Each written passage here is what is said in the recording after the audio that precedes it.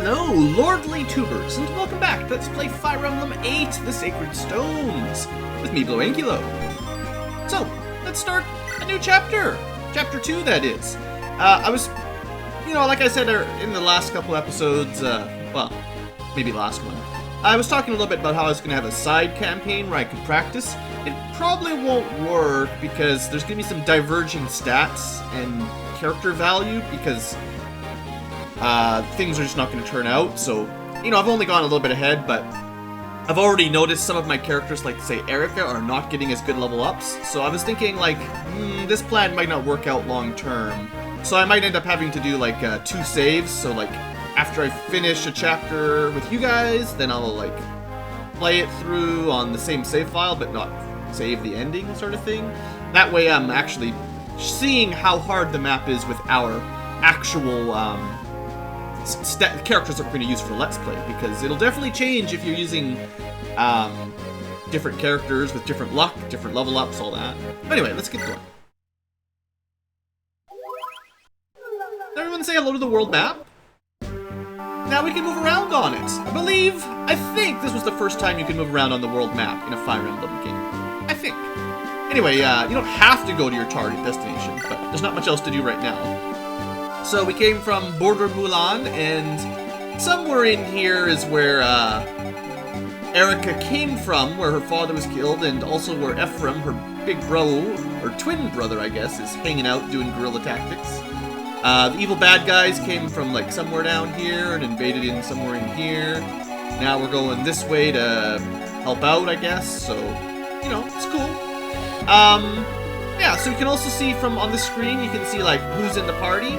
So, in between episodes, Vanessa joined up. She's our first Pegasus Knight, and generally going to be pretty weak. We'll see what happens with her, but she certainly doesn't have...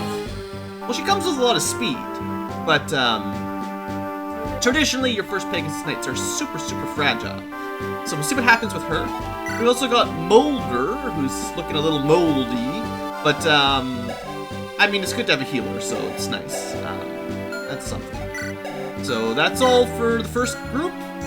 We still have Seth. Now, I know I mentioned early on that, and in other Fire Emblem games, I tend to mention that the first pre-promote, like starting as a paladin rather than a cavalier, sometimes Great Knight, like old Frederick from the Awakening.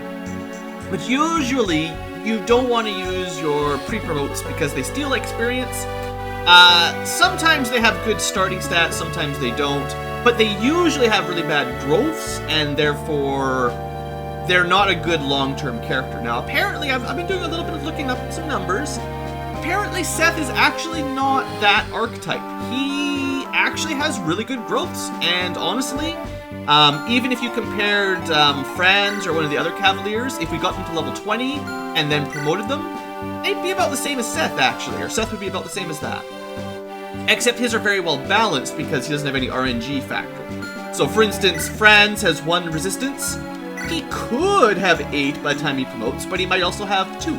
In which case, Seth is way better at resistance. On the other hand, Franz has 7 speed. He could have 15 by the time he levels up, and then he'd be better at speed than Seth. But Seth is very balanced, and that's got some definite values. So we're not just going to auto-bench him, we're going to keep an eye on him and how the rest of the team turns out. But I'm not going to plan on letting him get many kills because he still hogs experience if we let him kill stuff. But you never know.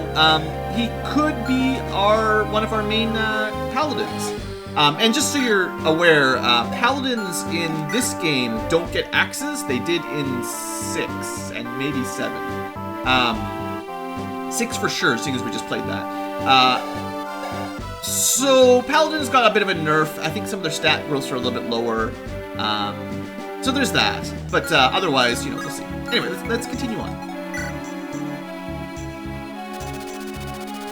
King Hayden apologizes for being unable to spare soldiers. However, he does provide Erica with a small but trusted party of vassals. Erica is grateful for the king's aid.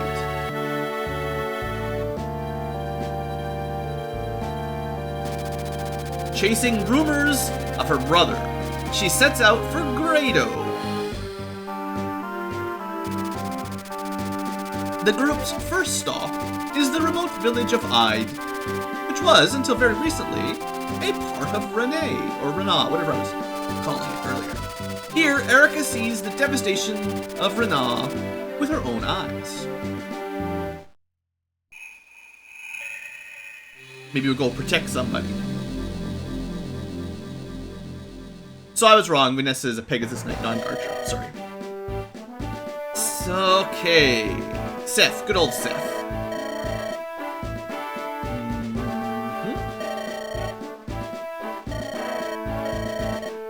We do have a Pegasus Knight. Maybe they could scout for us. Yeah, go. That's truly the main value of a flying cav. Or fly higher than they can shoot. You probably don't need to be too far up in the air before their accuracy would be incredibly low.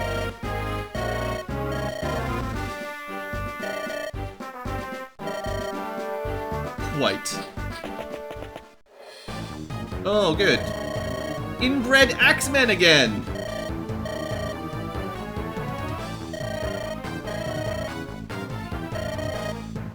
Bone, you're in charge.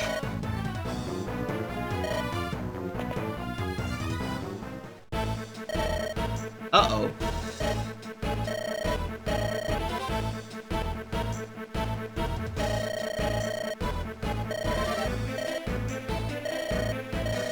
Well, the only way to counter Axe, guys, is... Oh, I got village was destroyed. Well, they didn't save the village, but he saved the sun. Good job.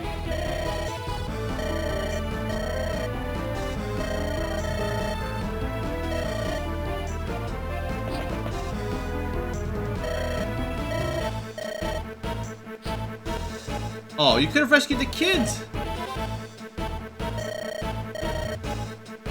Right. It's not a dilemma. Mulder, you're gonna be that guy, aren't you? He's gonna be the Merlinus of this game. I can see it. Well, 2 of them survived. The other few hundred are all dead. Well, yes, I could heal him, but...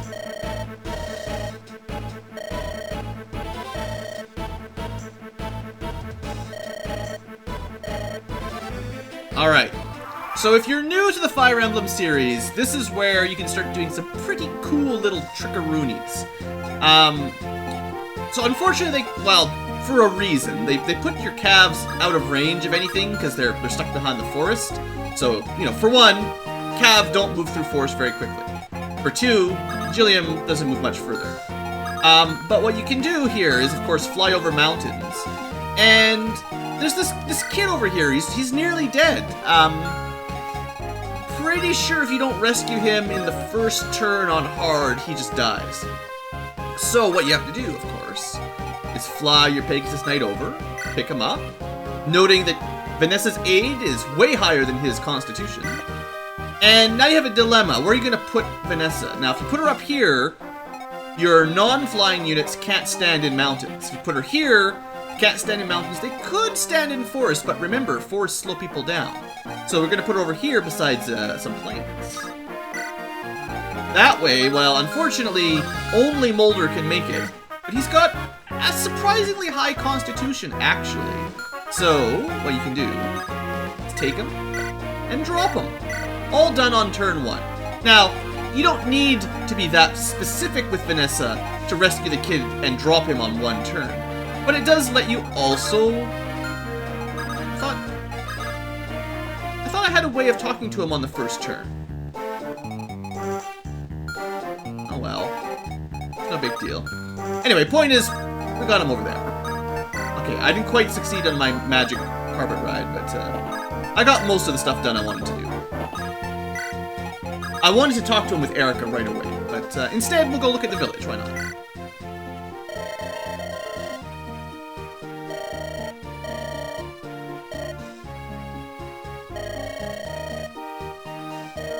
Luckily, Axe guys can't get through gates.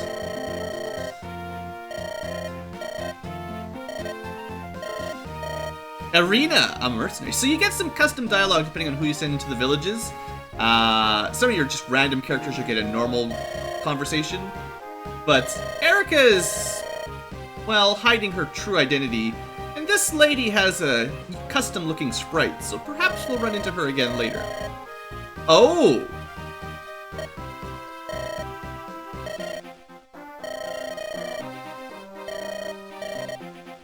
Orders to let the villagers die.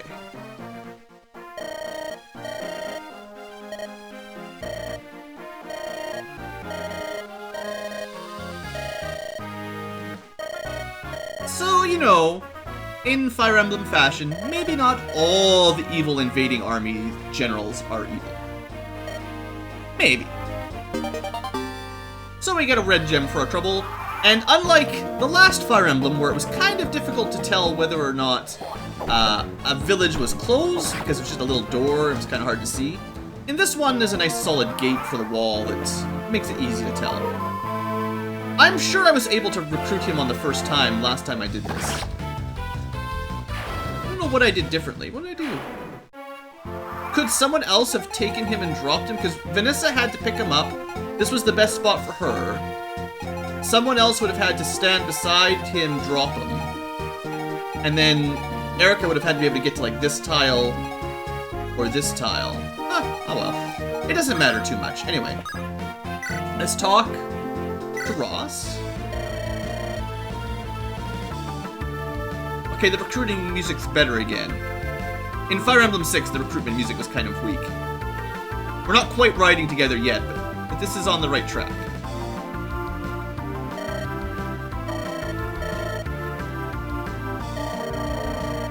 Yeah, just take a breath, Ross.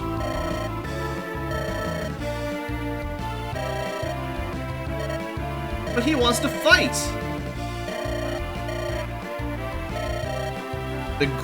I'm not sure he's that great. I'm not sure that's an accurate statement either.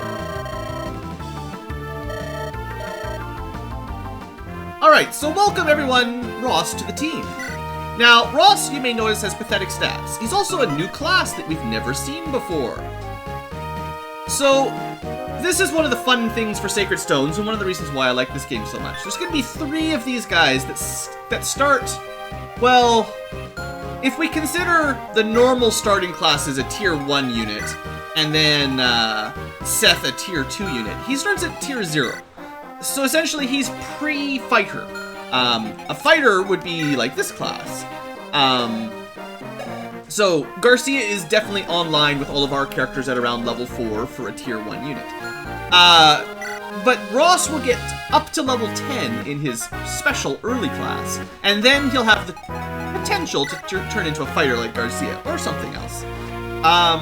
So that's kind of cool. It means, as much as his stats are bad right now, give him 9 level ups, then he'll turn to level 10, he'll get some bonus stats when he levels up, and give him a couple more levels up, and suddenly he's gonna probably look a lot better than most people at level 4. It's not guaranteed, but it's pretty likely.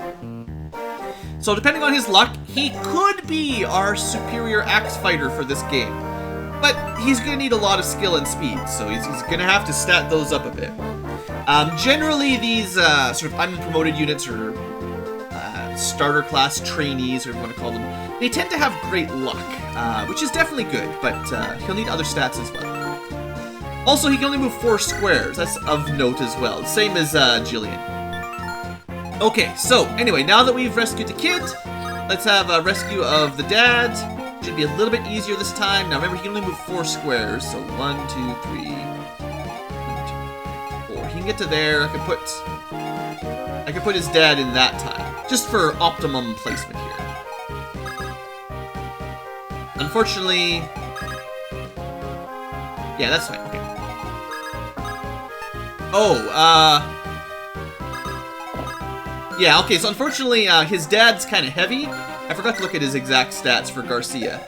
But, Jillian is actually not, what's the word? He's not aidful enough. Luckily, Seth can do it, just barely.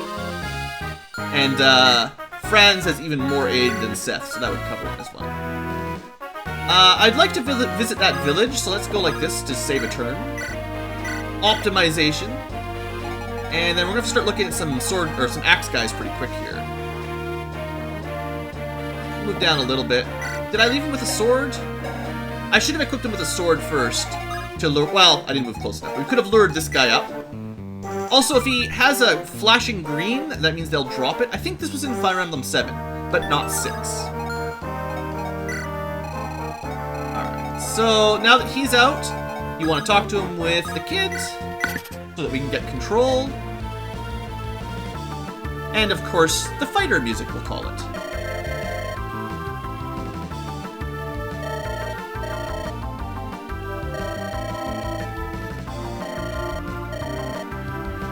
Fighters fight!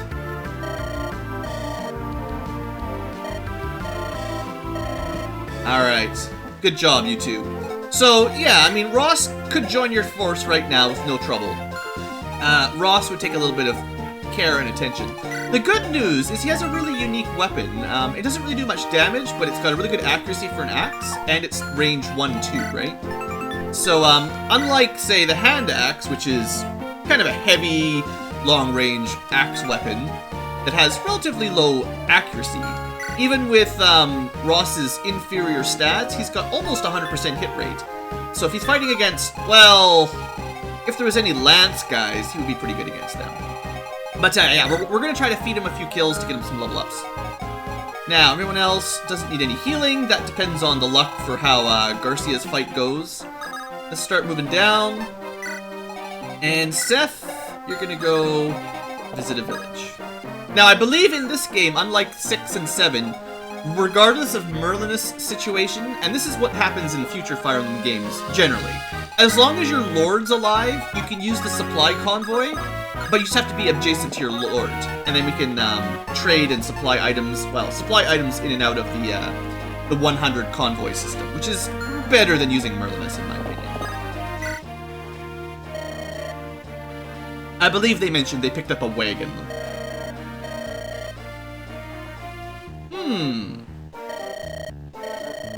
Wonder who that was talking about. It's possible, like, I don't know all the ins and outs here perfectly. Oops. I mean, there you go, you can store stuff just like this, easy.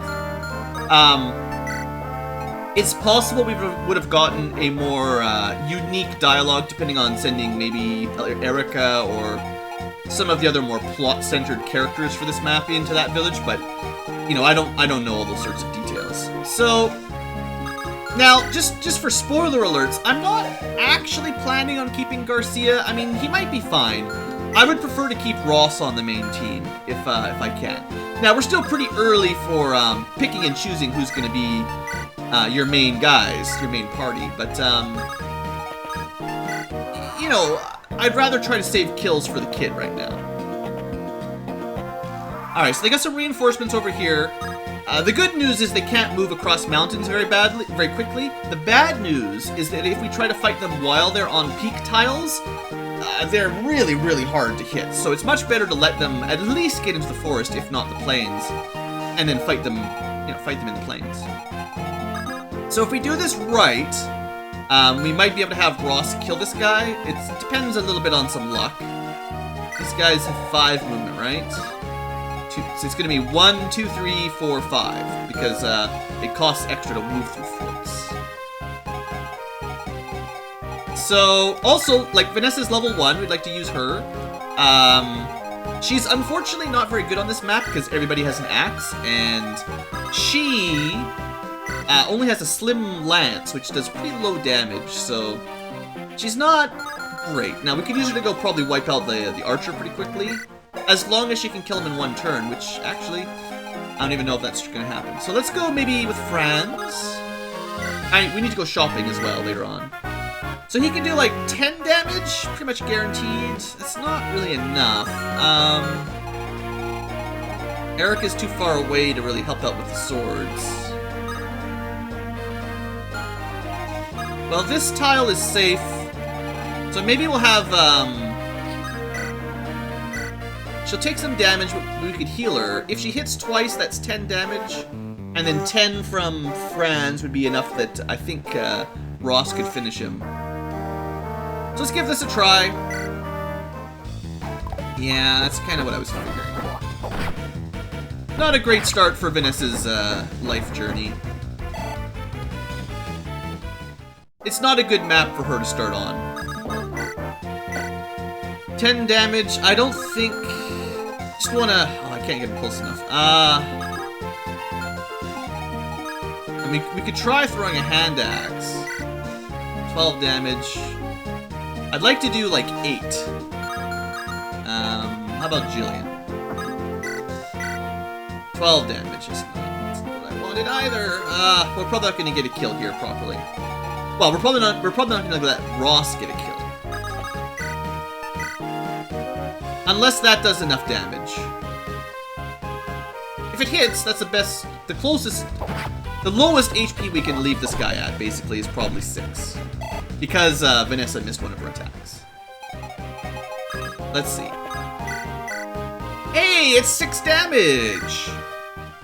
I didn't do the math. I could have pre-done it to see how much Ross would do minus the enemy's defense and all that. But anyway, he will get the absolute maximum amount of experience for killing enemies right now because he's like Vanessa gets good experience because she's level 1, but he's like level 0 as far as the game is calculates experience. So if he kills anything that you ever run into, he will get good amounts of gains. We're gonna let those two just move. I'm gonna try to get this guy to run in and attack Jillian. Even with weapon advantage, I'm not terribly concerned. And I would like to heal up Vanessa here. So we'll just go... It'll be safe for at least this turn. Heal her up. Our first time seeing a healer in this game. What I usually do in these Fire Emblem games is... After a couple chapters of healing, I'll turn the healing animation off, because once you've seen it a couple times, well, it doesn't change. There's no criticals.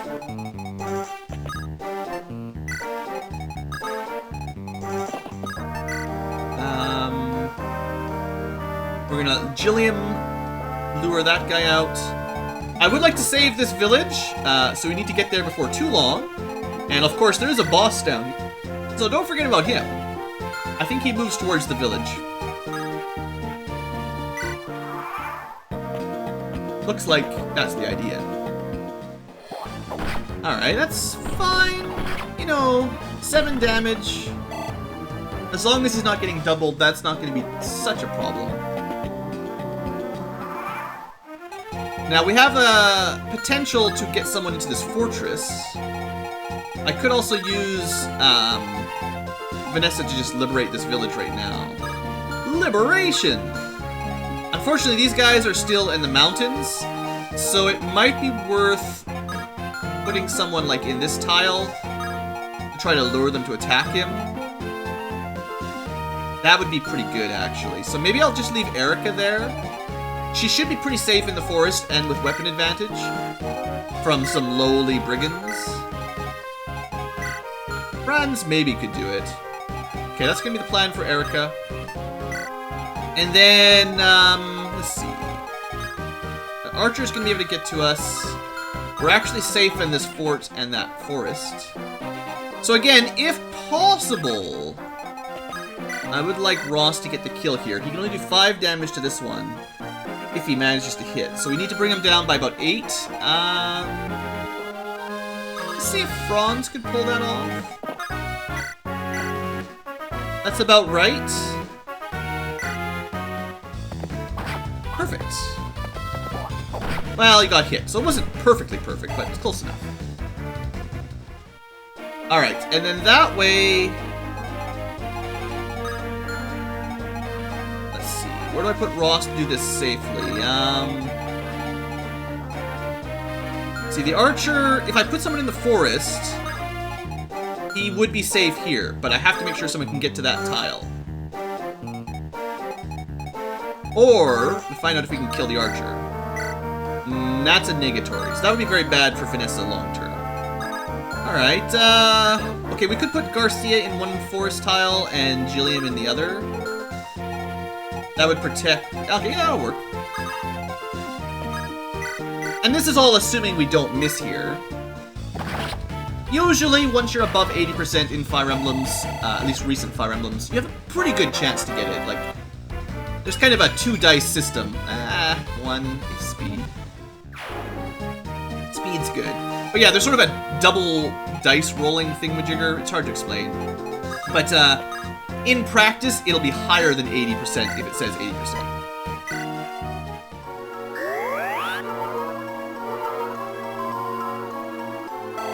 It's kind of almost creepy music when you're using your healer there. Kind of odd. Alright, so Garcia, you're gonna guard.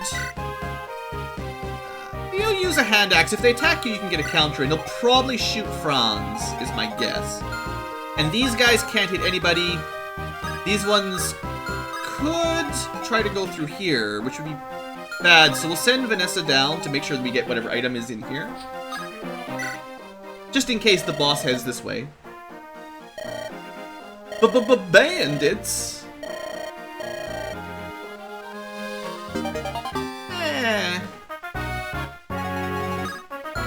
Alright, so she'll be safe, and she should be able to fly out of there without too much trouble.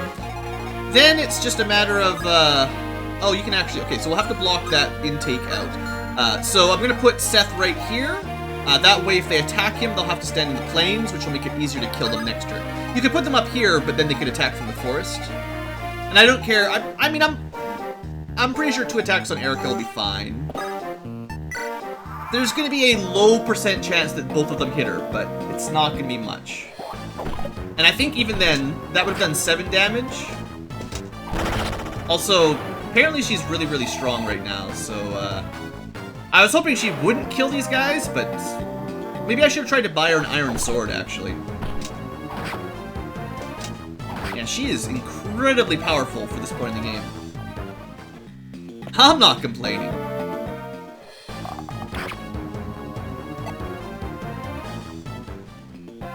So yeah, I believe, if I remember correctly, the last episode, we got like 3 really good level ups in a row for her. So if your Erica is not looking this good, you know, that's normal. Alright, but we did open up another good opportunity for Ross to get a kill, and there you have it. His first level up wasn't amazing, but maybe the next one will be better. So we're in a really good spot here. Bosses and stuff incoming, but we've got the defensive territory. I think I would like to send Erica specifically into the shop. I'm not sure. I always forget the rules for supplying. I'm just save stating because I want to store the silver lance and the steel sword. She's not going to use that forever, but I would like to also shop. Okay, so you can shop after you hit the supply. Good. So the reason you wanted to send someone with a red gem is you can sell it, and then we can buy some stuff.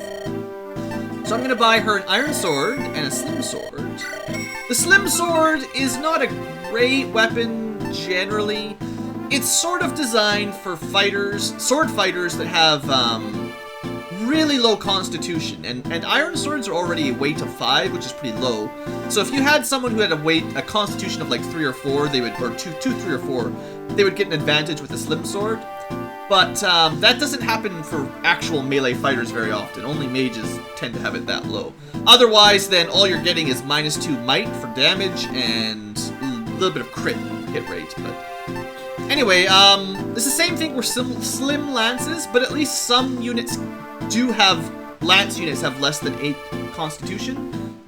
Traditionally, Pegasus Knights often use slim lances, or at least get some benefit out of it. Instead of -2 damage, though, we're -3 damage and only +5 hit rate, so the benefits of the slim lance are kind of weaker in a way. But anyway, that's the idea. I'm gonna buy a couple spares here, and they'll just go straight to the storage. And I'm gonna buy 1 spare slim lance, and I'm gonna buy a couple iron lances. We've only got 1 cavalier and 1 other, Gilliam's the other lance user, so we don't really need a lot of these right now. I'll buy 1 more. Iron weapons are my traditional go-to for Fire Emblem weapons, and I like to have a small stock in case you can't buy them for a while. So like a couple spares in case they break, you know, that's all. That's enough. I think we also could have sold that elixir. The elixir is a full heal, but early on it's also like 1,500 gold, which probably has more value for some people. Alright, so how do we deal with this? Because I don't really want Garcia to get all the experience, I might switch him with Franz. Heal up Franz, move Garcia this way. Just to keep my healers and all that safe. And then maybe Franz can kill the archer. Heal him first. I should have moved... okay, technically, I didn't think of it. I should have moved Molder north of Franz because the archer could shoot him from there if I don't kill him. So that's a mild mistake. We're not going to be able to kill him, so... Well, I have a way of rescuing him anyway, it'll be fine. And we want to keep... Well, the Iron Lance does more damage, but we want to keep the Axe equipped because we'll be fighting Axe guys that have weapon advantage over Lances. Alright, Franz, I believe your first level up was very bad. Let's see if you can improve. Well, at least he got some strength, so it could have been worse. 3 stat ups is probably average. Most characters, in case you're wondering, have approximately 300% total stat growth per level. Maybe that's above average characters. It's like the really top tier have like 350 total percent, and at the lower end, maybe 200, 250. So as long as you're getting, I would say, around 3 points on average, you're doing pretty well. Keeping in mind that usually HP has the highest growth rate by a large margin, not aliens from Mars. Usually, a lot of characters will have like a 70 or 80% per level up hip growth, HP growth, and then the rest of the stats, like primary stats for that class, will be like 50% maybe, give or take, and exceptional growth would be like 60 or 70. But usually that's reserved for HP and, well, who else would get really good growth? Like a Myrmidon that's really focused on speed might have like 60% speed growth, but that's pretty rare. Usually you're going to be looking at 10s and 20s and 30s for most stats. So I am going to...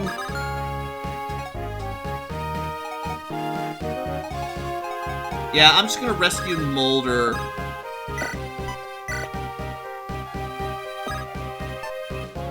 Because I don't trust the archer. And because we're able to rescue and take and drop on the same turn, he'll still be able to heal next turn, which doesn't cost us anything. Alright, let's see what happens. Defensive line looks strong, but there's always the risk of Franz getting hit 3 times in a row.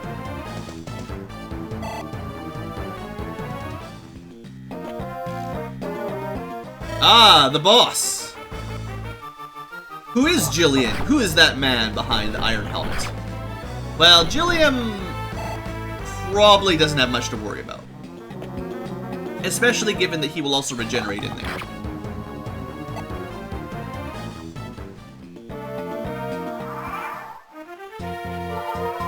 Now you may be saying to yourself, Blue, this game looks really easy. Are you sure you're playing on hard mode? Yeah, early game Fire Emblem tends to be not too bad. Alright, so he's got 13. I would like a Ross kill, if possible. We're looking at 6 damage if we can pull that off, and that would get him another level up.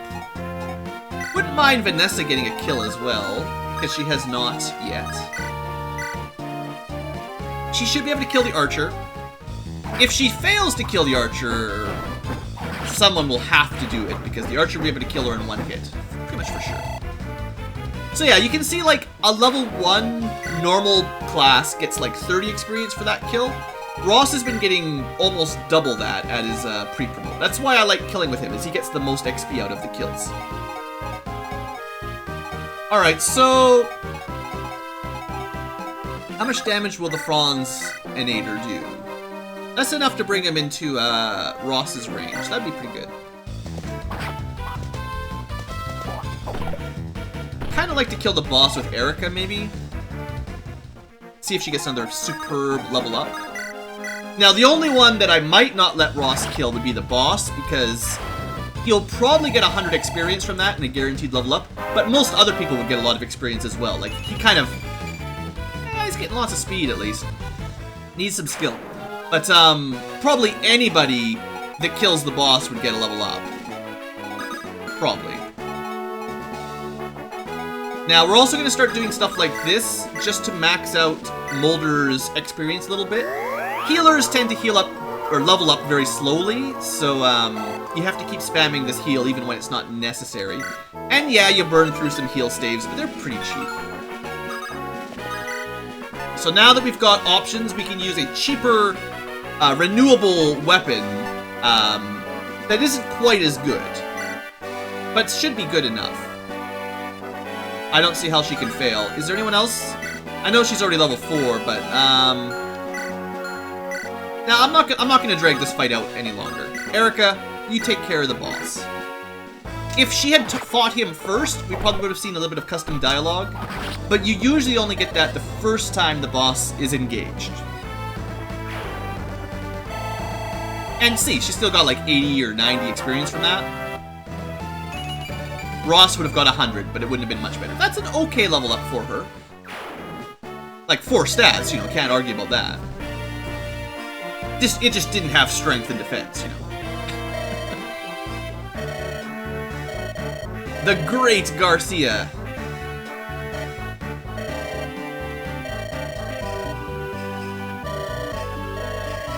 I think he's weakened in his old age a little bit.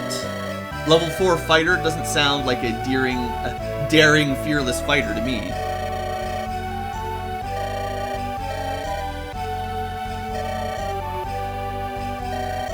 Yeah, he's retired. He's getting old.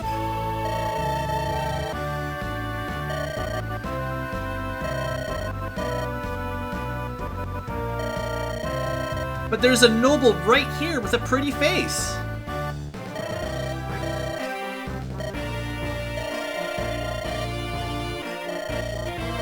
I mean, you can't argue with that, right? Dad wants to look after his kid. But is the kid old enough to make his own mind up? Uh-huh.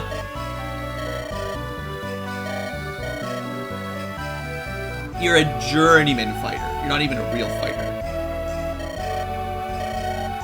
Also, didn't they just burn your village to the ground? Don't you have any respect, any care for life? That the people invading your countryside and killing all your neighbors? Don't you want to be a warrior, help defend the weak or something? Ross did kill a few guys today. As soon as you kill a man, you're not a child, right?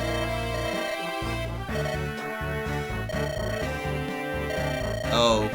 Well, that's a bit of a stretch. Well, assuming his dad doesn't live in Ide anymore, and the rest of them are all dead, he's the best fighter in Ide. He kind of reminds me of a different Fire Emblem lord.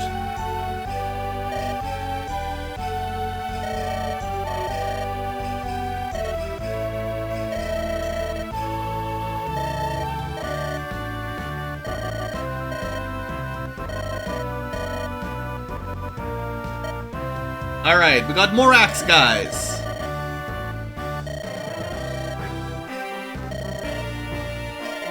Your safety is reward enough.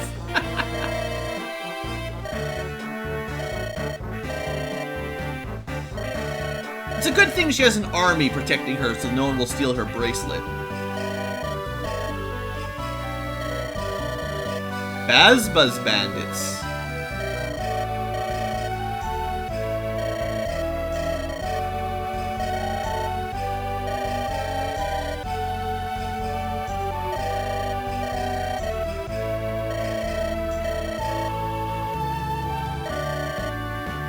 Dark days. Well, we can't give up yet, can we?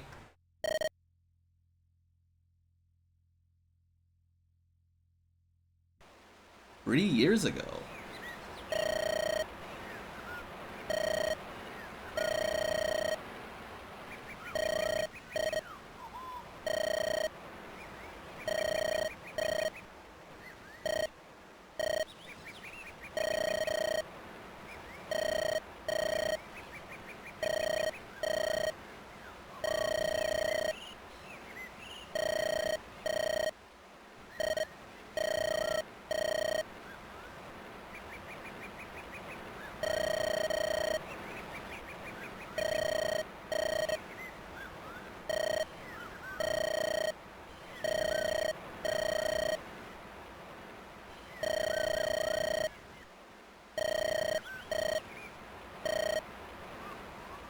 I like these two.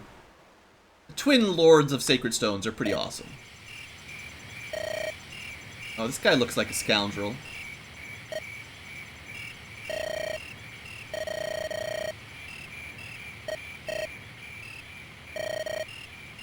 Oh no! You didn't listen to the villager man. It was probably all a con. He's like sizing her up. You've got some pretty jewelry there. It'd be a shame if someone took it. Then he went and phoned his friend, and his friend bumped into her and took it.